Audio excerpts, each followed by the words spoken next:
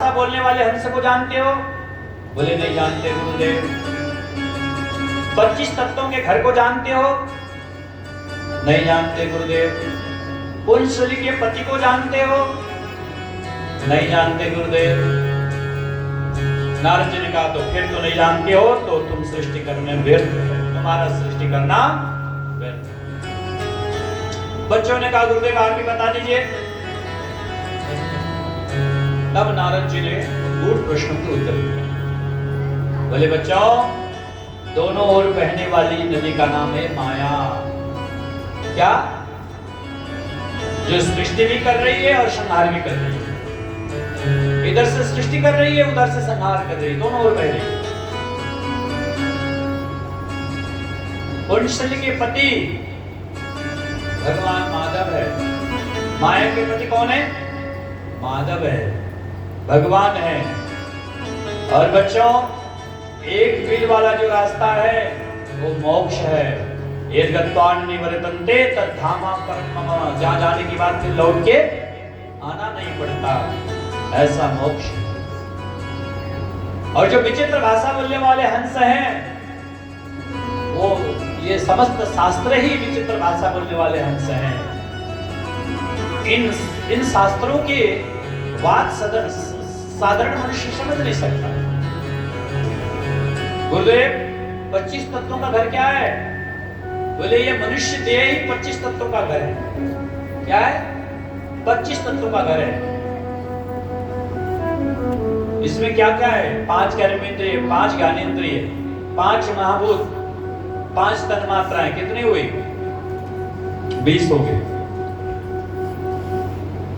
और मन बुद्धि चित्त अहंकार कितने हुए? 24। जब ये 24 तत्वों का शरीर बन के तैयार होता है तो 25वां पुरुष तत्व प्रवेश करता है। जो आत्म तत्व प्रवेश करता है तब जाकर के ये शरीर उठ के खड़ा होता है। 25 तत्वों का जो घर है वो मनुष्य देह है। इतना सुना प्रजताओं ने, अश्विनी कुमारों ने, तो बोले महाराज हम तो सृष्टि के चक्कर में नहीं पड़ेंगे। नारद जी ने कहा बस अच्छा कि आओ चलो मेरे साथ चलो। नारद जी ने सबको ले जाकर चेला बना दिया। दक्ष को पता चला कि मेरे 10,000 पुत्रों को नारद ने बाबा बैरागी सन्यासी संत महात्मा बना दिया, तो बड़ा क्रोध आया। अब की बार हरेश्वर नाम के 10,000 पुत्रों को और जन्म दिया और उनको भी कहा जाओ बच्चों नारायण सरोवर में स्नान करके आओ। और नारायण सरोवर में स्नान करने गए, स्नान करके लौट रहे थे, फिर नारद जी मिल गए। इनको भी वही पूर्ण प्रश्न पूछा नारद जी ने, बच्चों इधर आओ। जी महाराज कुछ जानते हो? बोले क्या जानना प्रभु? मैं कुछ प्रश्न पूछूंगा उनको उत्तर दे पाओगे? भगवान पूछिए। वही प्रश्न पूछ लिया, वही मूल प्रश्न। बच्चों ने कहा महाराज ये तो हम नहीं जानते। नारद जी ने कहा तो मैं बताता हूँ। नारद जी ने उनके भी उत्तर बता दिया और उन बच्चों को भी वैराग्य बना दिया, उनको भी बाबा वैराग्य बना दिया। और नारद जी ने मंत्र दे करके उनको भी चेला बना दिया। अब तो महाराज दक्ष को इतना क्रोध आया, इतना क्रोध आया दक्ष को। एक दिन चलते चलते सामने नारद जी मिले। नारद जी को देखते तमाम गाली दिया दक्ष ने। अहो साधु साधु नाम साधु लेंगे ननस्तया असाध्य कार्य भर काड़म भिक्षो मार्ग प्रसन्नता। अरे साधु बना फिरता है और काम देखो ऐसा ऐसा काम। छोटे छोटे नन्हे मुन्ने बच्चों को बाबा बैरागी बना दिया, भिक्षुओं का मार्ग दिखा दिया। ए नारद जा मैं श्राप देता हूं, तो एक जगह कहीं टिक ही नहीं पाएगा। ओ महाराज जब श्राप लगा तो नारद जी कुछ बोले नहीं, चुपचाप निकल गए। नारद जी ने कहा अच्छा ही रहा, संतों को एक जगह टिकना भी नहीं चाहिए। बहता पानी निर्मला रुके दुगंधा होए, और साधु तो रमता भला दोष मलावे कोई। अच्छा है, संतों को तो एक जगह रुकना भी नहीं चाहिए। नारद जी चुपचाप निकल गए, अच्छा ही रहा। ये देख करके दक्ष बड़ा प्रसन्न हुआ, वाह नारद जी संत तो है। अगर नारद जी चाहते तो मेरे इस गाली के बदले में 100 श्राप दे सकते थे, लेकिन ये सबको सुन के चुपचाप निकल गए। ये वास्तव में संत है। प्रणाम किया। अब की बार महाराज 60 कन्याओं को जन्म दिया। दक्ष की इन्हीं 60 कन्याओं से संपूर्ण जगत व्याप्त हो गया। सृष्टि के जितने भी मनुष्य, कीट पतंग, पशु पक्षी, मृग, ये सब दक्ष के इन्हीं 60 कन्याओं से उत्पन्न। 13 कन्या कश्यप को ब्याह दी। अदिति, दीति, दनु, काष्ठा, ईला और 27 कन्या चंद्रमा को दी। अश्विनी, भरणी, कृत्तिका, रोहिणी, मृगशिरा, आद्रा, पुनर्वसु, ये सब। और महाराज 2 भूतों को, 2 कृषाश्व को, 2 अंगिरा को, 5 और बच्चे थे, वो भी कश्यप को ही दे दिए। कश्यप की दिति नाम की पत्नी से रचना नाम की कन्या हुई। रचना का विवाह हुआ त्वष्टा ऋषि से। किससे? त्वष्टा से। उनसे 2 संतान हुए, विश्वरूप और सन्निवेश। परीक्षित विश्वरूप देवताओं के गुरु बने और उन्होंने देवताओं को नारायण कवच का उपदेश किया। यह सुनते ही परीक्षित ने प्रश्न किया, गुरुदेव, देवताओं के गुरु तो बृहस्पति थे, विश्वरूप कैसे गुरु बने? तब सुखदेव जी बने राजन स्वरूप। एक बार की बात, देवराज इंद्र स्वर्ग में अप्सराओं के नृत्य देख रहे थे, नाच गान देख रहे थे। इतने में ही बृहस्पति जी पहुंचे स्वर्ग में। भाई चलो हालचाल ले ले, शिष्य लोग क्या कर रहे हैं। अचानक गुरु जी को आते हुए देखा तो इंद्र को लगा, राम राम, अच्छा खासा तो नाच गान का आनंद आ रहा था, गुरु जी आगे उठना पड़ेगा, गुरु जी को आसन दो, सारा मजा किरकिरा हो जाएगा। इंद्र ने क्या किया कि अनदेखा कर दिया, गुरु जी को अनदेखा कर दिया। गुरु जी समझ गए, वाह चला, हमको ये अनदेखा कर रहा है। बृहस्पति जी नाराज हुए और वहां से अंतर्ध्यान हो गए। थोड़ी देर में इंद्र ने देखा गुरु जी तो आ ही नहीं, कहां गए? गुरु जी खोज हुई, तलाश हुई, गुरु जी स्वर्ग में भी नहीं है। अब इंद्र घबरा गए, राम राम, गुरु जी कहां गए? गुरु जी की खोज करो। गुरु जी की कुटिया में गए, कुटिया में भी गुरु जी नहीं, चारों ओर तलाशा, गुरु जी कहीं नहीं मिले। अब महाराज एक कान दो कान बात मैदान तक पहुंच गई। असुरों के कानों में पता चल गया कि देवताओं को गुरु जी ने परित्याग कर दिया है। असुरों ने सोचा मौका अच्छा है, देवताओं के ऊपर कर दो हमला। और महाराज जब हमले होने लगे, जैसे तैसे युद्ध किया असुरों से, लेकिन शक्ति की कमी हो गई क्योंकि गुरु जी नहीं है। जब तक गुरु जी हवन नहीं कराएंगे, आहुतियां नहीं डलवाएंगे, तब तक शक्ति कैसे प्राप्ति हो देवताओं को। देवता भागे भागे ब्रह्मा जी के पास पहुंचे। पितामह गजब हो गया। क्या हुआ कि गुरुदेव छोड़ करके चले गए, नाराज हो गए। कहां गए, कुछ पता है? बोले गुरुदेव पता नहीं, नाराज होकर के गए हुए। तब ब्रह्मा जी ने कहा, ओहो, तब तो गड़बड़ हो गया। अगर तुम्हारा गुरु कोई होगा नहीं तो असुर तुम्हारे ऊपर विजय पालेंगे। इसलिए जब तक बृहस्पति जी नहीं लौट के आते, उनकी नाराजगी जब तक खत्म नहीं होती, तब तक तुम विश्वरूप को धारण करो। वो है तो दैत्यों का भांजा, दैत्यों का भांजा है, थोड़ा सा पक्ष दैत्यों का लेगा, लेकिन तुम्हें सहन करनी पड़ेगी। देवताओं ने कहा ठीक है महाराज, न होने से तो अच्छा है। काला मामा, मामा ना हो तो किसको मामा कहेंगे? कम से कम गुरु तो है। ठीक है महाराज, हम चलेगा। तो जाओ विश्वरूप के पास। विश्वरूप के पास पहुंचे। देवताओं को आते हुए विश्वरूप ने देखा तो स्वागत किया, आइए आइए देवताओं, कैसे आना हुआ? सब ठीक ठाक है। देवताओं ने कहा महाराज बड़ी कृपा है, बस हम आपसे एक अनुरोध लेके आए। बोलिए देवताओं, क्या आप कहना चाहते हैं? बोले महाराज, हम आपको गुरु धारण करना चाहते हैं, हम आपको पुरोहित बनाना चाहते हैं। विष्णुरूप ने 2 टुक में मना कर दिया। देवताओं, ये पुरोहित निंदनीय कार्य है, इसमें ब्रह्म तेज का क्षरण होता है, ब्रह्म तेज का क्षरण होता है।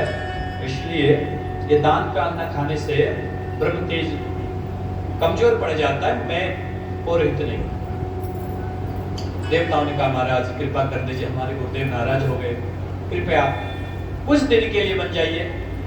ठीक है, जब गुरु बृहस्पति लौट के आएंगे उसके बाद आपकी इच्छा हो तो बैठे रहना, नहीं इच्छा हो तो छोड़ देना, लेकिन कुछ दिन हमारे ऊपर कृपा कीजिए। जब बहुत अनुनय विनय किया, वैसे विश्वरूप ने कहा देखो इंद्र, हम तो याचक लोग हैं, भिक्षुक लोग हैं, शिलोंचना नाम ही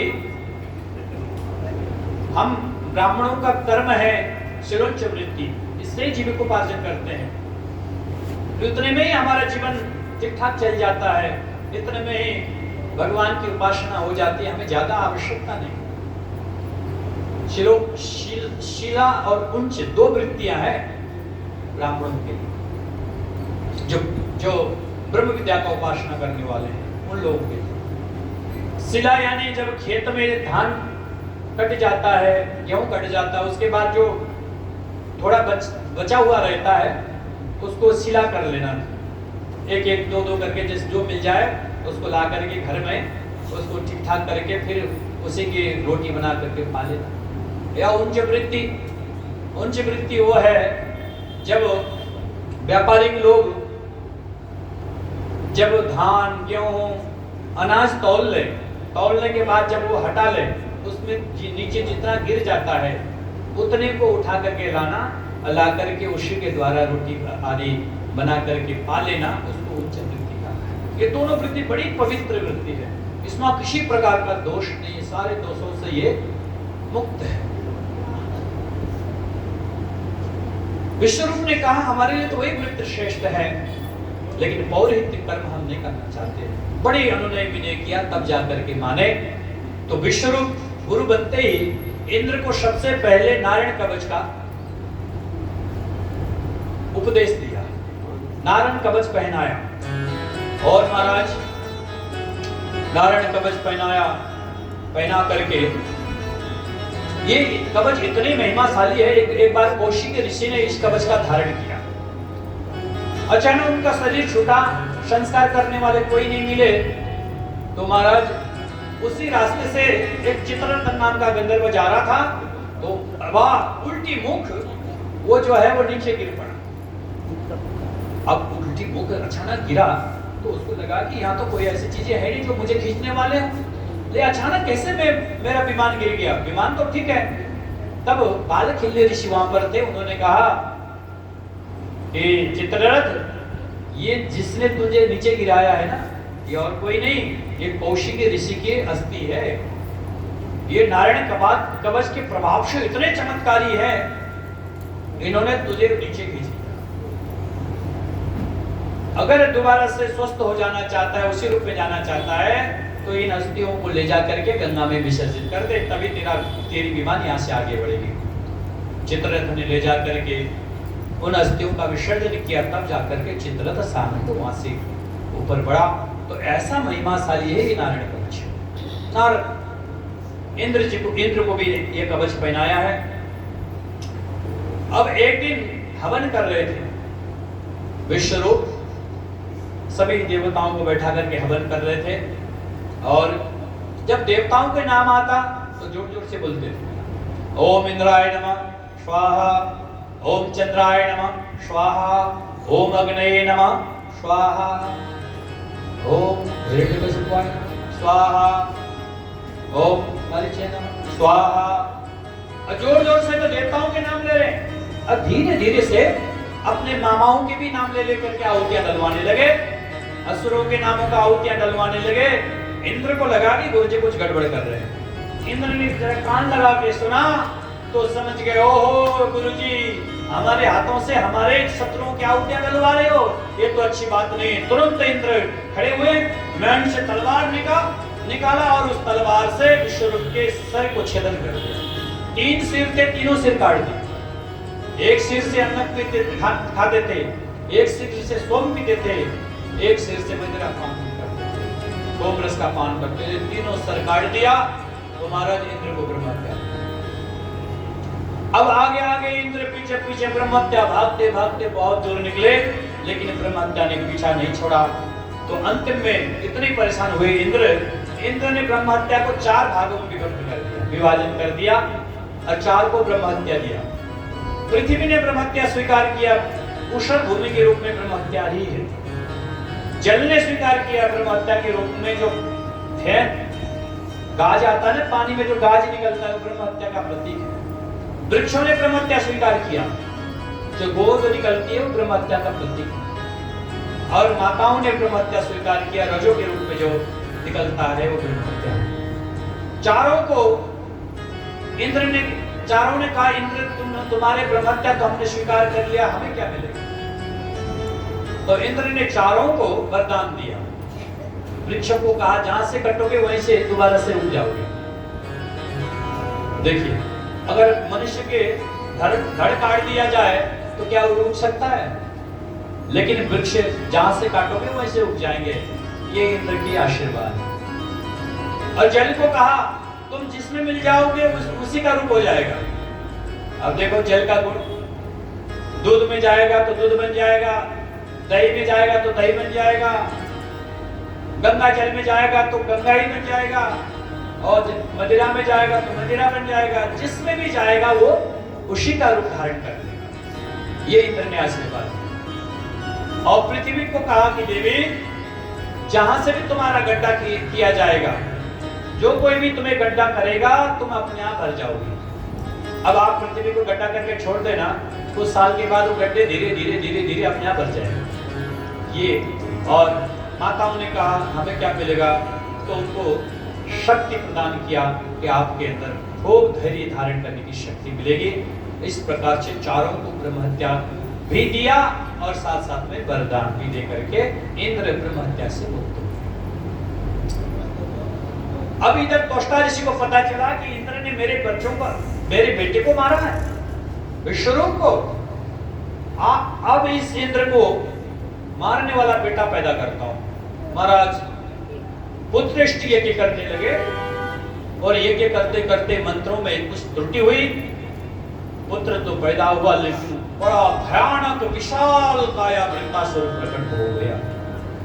वृत्तासुर ने कहा पिताजी क्या क्या है, क्या करूं? कहा जाओ इंद्र को समाप्त कर दो, देवताओं को समाप्त कर दो, इसने तुम्हारा भाई की हत्या की है। इतना सुनते वृत्तासुर महाराज स्वर्ग पर चढ़ाई कर गया। जैसे वृत्तासुर का विशाल काया उस राक्षस का शरीर देखा तो देवता घबरा गए। देवताओं ने सोचा क्या करें, भागे ब्रह्मा जी के पास। ब्रह्मा जी ने कहा दधीचि ऋषि के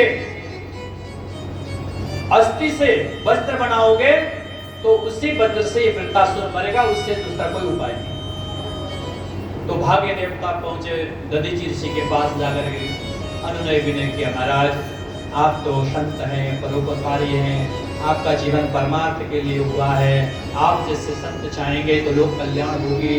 बड़ी बड़ी लोक कल्याण की बातें, परमार्थ की बातें देवता कहने लगे।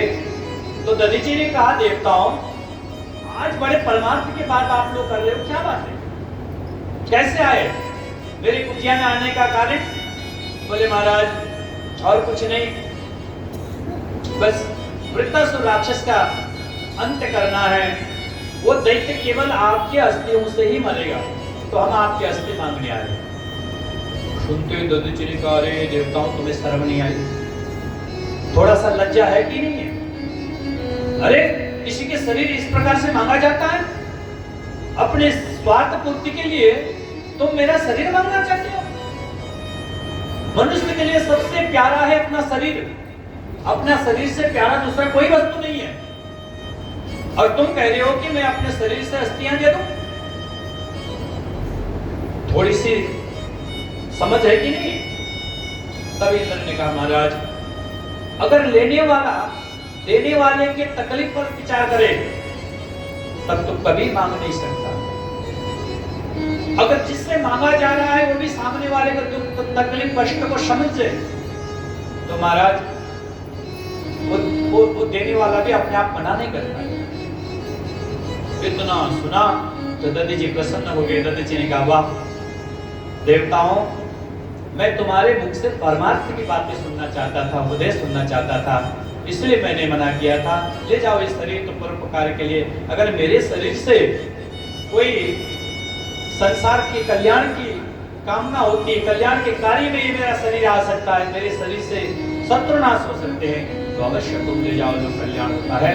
तो महाराज दधी जी ने तुरंत समाधि में जाकर के अपने शरीर को छोड़ दिया। देवताओं ने लेप लगा दी शरीर में, गौ माता ने पूरा शरीर को चाट लिया, केवल हड्डी हड्डी रह गई। तब विश्वकर्मा जी ने दधी जी के अस्थि से वज्र बना करके तैयार किया और इंद्र को दे दिया। ले जाओ इंद्र, ये वज्र को ले जाकर के अपना कार्य संपादन करो। उस वज्र को लेकर के इंद्र पहुंचे मैदान में वृत्तासुर के सामने, और जैसे मैदान में पहुंचे तो महाराज वृत्तासुर ने जैसे देखा वज्र की ओर, तो वृत्तासुर तो युद्ध करना भूल गया। वृत्तासुर के अंदर भगत बुद्धि जागृत हो गई। उसने भगवान का दर्शन करते हुए भगवान से स्तुति करने लगा, हे प्रभु, हे नारायण, आप तो साक्षात इस वज्र में विराजमान हैं, धन्य है प्रभु आप। इस प्रकार के बदला हुआ विचार देख करके इंद्र को भी आश्चर्य हुआ। ये अभी तो मुझे मारने के लिए दौड़ रहा था, लेकिन ये वज्र जैसे देखा इसकी बुद्धि बदल गई। बड़ी सुंदर स्तुति की, धर्म अर्थ काम मोक्ष पुरुषार्थ चतुष्टय का वर्णन किया। कहने लगा, प्रभु मैं आपको पाने के लिए वैसे ही तड़पूं, मैं आपको पाने के लिए मैं आपके सेवकों के भी सेवक बन जाऊं। अहम हरे तव दासैकमूलम पादैकमूलम दासानुदासो भविताशूय मनस्परेता सुपते गुणस्ते गृणे तवा कर्म करोतु काया। भगवान, मैं स्वयं आपके सीधा सीधा दास तो बन नहीं सकता, क्योंकि मैं असुर हूं। तो मैं ये चाहता हूं कि आपका सेवक न बन सकूं, तो आपके सेवकों का सेवक बन सकूं, आपके दासों का दास बन सकूं, ऐसी कृपा मेरे ऊपर कीजिए। मनस्मरेता, मेरा मन, वाणी, काया, शरीर से मैं आपकी गुणानुवाद कर सकूं।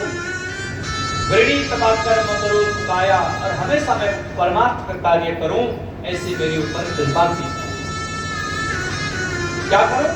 भगवान नाम का संकीर्तन करूं, आपके दास के सेवक बनूं, और हमेशा मन वाणी इंद्रियों से आपके ही कर्म करूं। ये हुआ धर्म। फिर अर्थ के लिए क्या कह रहा? न नाकपृष्टम न च पारमेष्टम न सार्वभौमं न रसाधिपत्यम न योग सिद्धिर्न पुनर्भवं वा संबंध सर्वां विरहय कांक्षे। प्रभु, मुझे इसके बदले में न स्वर्ग चाहिए, न मोक्ष चाहिए, न ऐश्वर्य चाहिए, न कोई सार्वभौम सत्ता चाहिए, न योग सिद्धि, किसी भी वस्तु की मुझे आकांक्षा नहीं है। बस मुझे देना हो तो आप विरह दीजिए, बस हमेशा आपकी प्राप्ति का विरह मेरे अंदर दिनों दिन बढ़ता रहे। कब मैं प्रभु को पाऊं, कब मैं प्रभु का दर्शन करूं, कब मैं प्रभु के सामने। ये विरह जो ये वैराग्य है, रोज जागृत हो, रोज बढ़ता रहे। अगर देना ही है तो मुझे विरह दीजिए। ये भी बड़ा विचित्र का भक्त निकला। ये हुआ काम, न ये हुआ अर्थ। अब काम में क्या मांग रहा है? कहते प्रभु, मैं आपको वैसे चाहूं जैसे क्या? व्रजात पक्ष इव मातरम खगा स्तन्यं यथा वत्सतरा क्षुधार्ता प्रियं प्रियेव विशतं विषण्णा मनोरविन्दाक्ष ददृक्षते त्वाम्। मैं आपको वैसे चाहूं, आपकी प्राप्ति के लिए उतना तड़पूं जितना जिन पक्षियों की अभी पंख नहीं निकले, घोंसले में, माँ के घोंसले में बैठे हुए हैं, अभी पंख सही तरीके से विकसित नहीं हुए।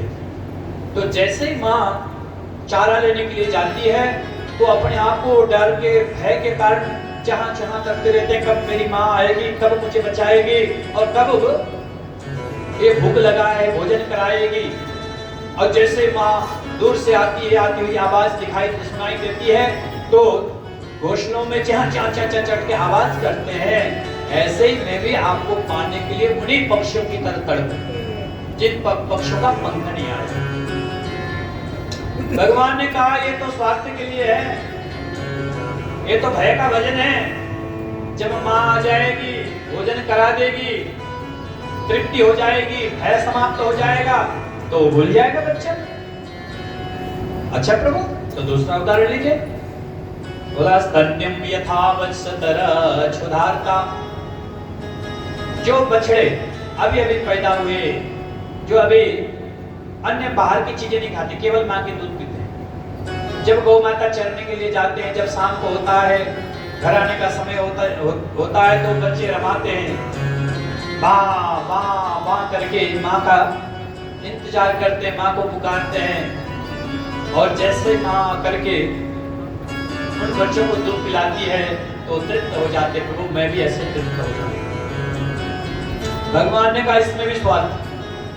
जब तक भूख था तब तक माँ माँ करते रहे, माँ ने आके दूध पिला दिया, अब भूल गए माँ को। अच्छा प्रभु, अगर ऐसी बात है तो और उदाहरण लीजिए। बोला प्रियम प्रियव विषतुम विषण्णा।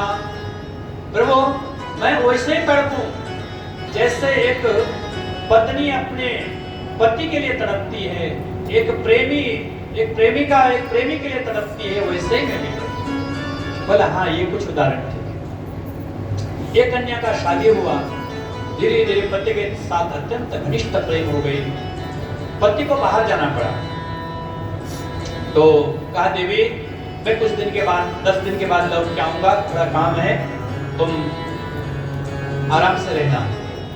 बोले भगवान मैं आपके बिना तो एक क्षण भी नहीं रह सकता। कितने दिन, 10 दिन कितने होते मुझे नहीं पता। बोले अच्छा। तो पति ने दीवार में 10 डंडे खींच दिए और कहा देवी रोज सुबह उठ करके रोज एक डंडा मिटा देना, जिस दिन पूरे डंडे खत्म हो जाए उस दिन मैं आऊंगा। इतना कह करके डंडे खींच के चले गए। अब रोज देवी एक एक डंडा मिटाती है। अब इतने डंडे खत्म हो गए, अब इतने डंडे खत्म हो गए, अब इतने डंडे बच गए, इतने दिन। अब जैसे ही अंतिम दिन आया, वो अंतिम डंडा भी मिटाया, तो महाराज इतना विरह से आतुर हो गई, कब आएंगे कब आएंगे। कुछ भी आहट होता है तो दरवाजे की तरफ देखते हैं, इतना उनके लिए प्रेम उमड़ पड़ा है। और जैसे ही वो पति आया तो महाराज उसके प्रेम का बार नहीं रहा। ऐसे ही मैं भी जैसे वो प्रिया के लिए तड़पी थी, ऐसे प्रभु आपको प्राप्ति करने के लिए मैं रोज तड़पूं। भगवान ने कहा ये कुछ ठीक है। और अंतिम में क्या कहता है?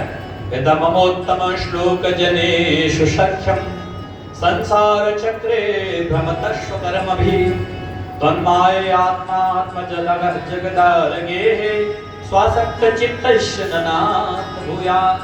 प्रभु बस मुझे आपके जो भक्त हैं, उत्तम श्लोक जो आपके नामों का उच्चारण करने वाले परम भक्त हैं, उनका संग हमेशा मिलता रहे।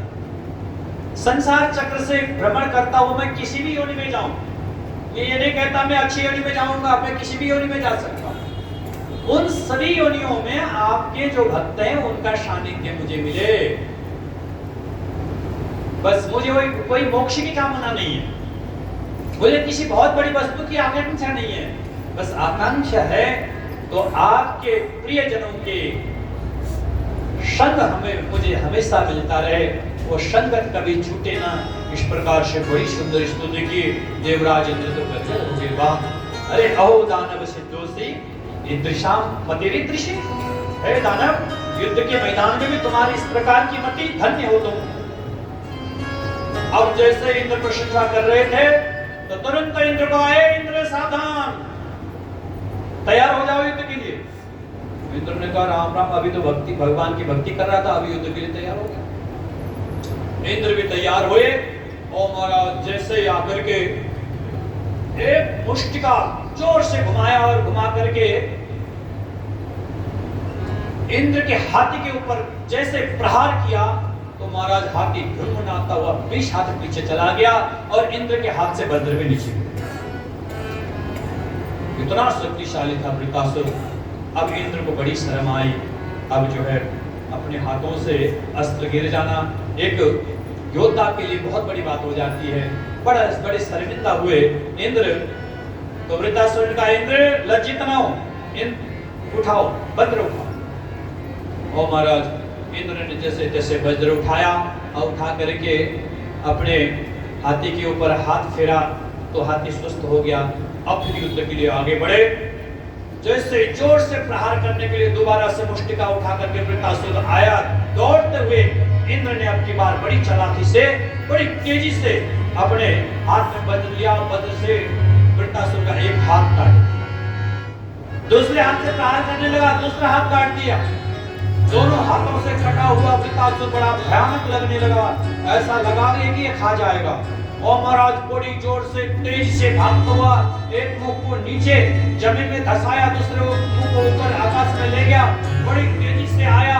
इंद्र को संभल पाते तब तक ऐरावत से इंद्र को इकट्ठा किया। देवताओं ने कहा, राम राम गजब हो गया, आज तो इंद्र को ही नाश्ता कर गया ये। वृत्तासुर इंद्र को खा गया। क्या करें, देवता तो प्राणों बचा के भाग गए। लेकिन नारायण कवच के प्रभाव से इंद्र का बाल भी बांका नहीं हुआ। परीक्षित और इंद्र उस वज्र भी अंदर लेके गए थे। उन वज्रों से उस वृत्तासुर के पेट काटते काटते 1 साल में उस वृत्तासुर के पेट फाड़ करके सकुशल इंद्र बाहर आए। वृत्तासुर का अंत हुआ। बोले भागवत भगवान की जय। अब फिर जो है इंद्र को ब्रह्महत्या लगी। ब्राह्मण है ना, ब्रह्महत्या लगी। फिर जैसे जैसे ब्रह्महत्या से इंद्र मुक्त हुए। अब यहाँ परीक्षित ने प्रश्न कर दिया, गुरुदेव वृत्तासुर कौन था जो युद्ध के मैदान में भी भगवान की भक्ति कर रहा है? ना विवेक कहां से आया उसको? राक्षस होते हुए दुष्ट होते हुए। तब सुखदेव जी ने कहा, राजन ये चित्रकेतु पूर्व जन्म में वो ये वृत्तासुर पूर्व जन्म में चित्रकेतु नाम का राजा था। सहस्त्र रानियां थी, कोई संतान नहीं हुआ। तस्य भार्य सहस्त्राणि दशा भवन संतानिकश्चापि न लभेतात संततिं।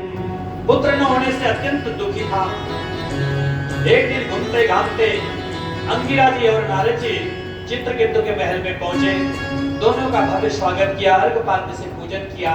पूजन करके आश्रम में बैठा, गुरुदेव कृपा कीजिए, क्या राजन क्या चाहते हो? बोले गुरुदेव कोई संतान नहीं है, ये आंगन में किलकारी करने के वाला कोई बालक नहीं है, आगे कौन इस राज सत्ता को संभालेगा? मेरी कोई वंश नहीं है, कृपा करके पुत्र रत्न प्रदान कीजिए।